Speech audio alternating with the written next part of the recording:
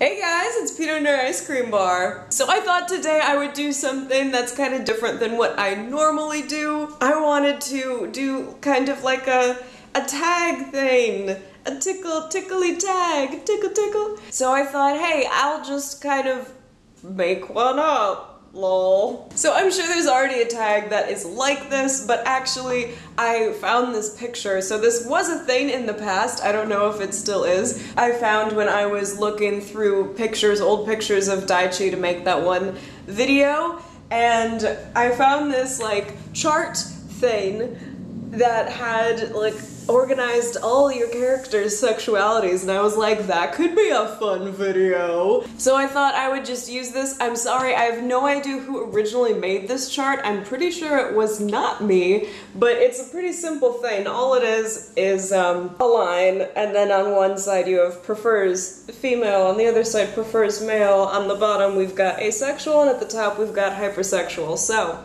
someone who is like completely bisexual or maybe pansexual with the normal sex drive would be right dead center, is how I'm perceiving this. It's just kind of like floating on top of the frame because I didn't want to open this. So here we have, really quickly, we have Yana, Mene, Chelsea, Nan, Muno, Tobias, Citrus, Herbert, did I already say Stefan? I don't know, I wasn't paying attention to myself. Casper, Daichi, Mars, and Lemon. Who was the hardest to place? I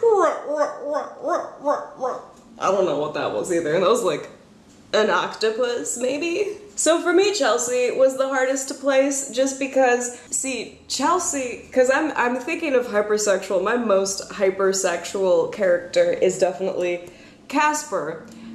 And so I was kind of judging off of his amount of energy, and I'm like, Chelsea's got a lot of energy, but not because he wants to sleep with people, because he wants to make people regret sleeping with him.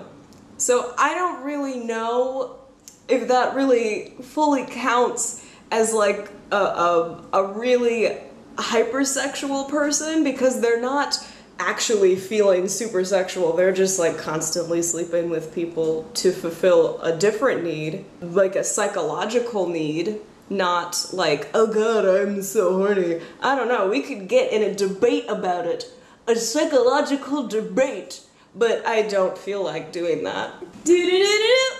Other than that, I think everyone was fairly easy to place. My like not human characters were kind of like a and then it wasn't too hard. Do you recognize any patterns? Am I recognizing any patterns here? Definitely, I think my main pattern is that I really like things to be fairly balanced. So the sides are almost exactly even. I think that's the main pattern. I also think that my characters with more normal backstories are the characters who are kind of in the middle here, and the characters with kind of stranger backstories tend to be like up or down a little bit. So, do you find your characters are more in the extreme or more in the center? We have 4 extremes here, right? So the center is, you know, somewhere here for everything. But I think in general, you know, if we're just looking at this, you know, the extreme between these two, I've got a good amount. I've got 1, 2, 3, 4, 5. I've got 5 characters in the middle of this extreme. And if we're looking at this extreme, I've got 1, 2, 3, 4, 5, 6 characters, kind of 7, in the middle of that one. So I think it depends on how you look at it. Definitely most of my characters are not, you know, exactly in this center area, but I feel like fewer extremes if we're looking at it from just one angle. Otherwise, then yes, lots of extremes. Again, I think I kind of like to keep things feeling sort of balanced subconsciously. I just wanted to be like the most organized. So I feel like, you know, when you're looking at it, there's what, 1, 2, 3, 4, 5, 6, 7, 8 that are in the more extreme-y areas, and then we've got 1, 2, 3, 4, 5 in the not as extreme-y areas. So going off of that, how different are your characters at opposite ends? You know, in that vein, does their sexuality seem to influence their character very deeply? And I think For me, it's definitely really depends on the character. I think it's more of a case of the asexual characters who are extremely, you know, on the bottom here, that are more influenced by the lack of sexuality than characters with more or with a normal sex drive. That being said, you know, I've got non-human characters up here and in the middle and at the bottom. My supernatural characters kind of mixed all around here. And then I've got my one, like, completely normal backstory character almost exactly in the middle. There's like some weird subconscious thing going on there. I don't know exactly what it is, but I'm like, oh, the normal person right in the middle of the chart. What? I think the most interesting thing in this sense for me is that this character down here and this character down here, these two are brothers, right? And they're almost, like, I've placed them almost at exact opposite ends of this chart. So, whoa, fun diagonals. Petting.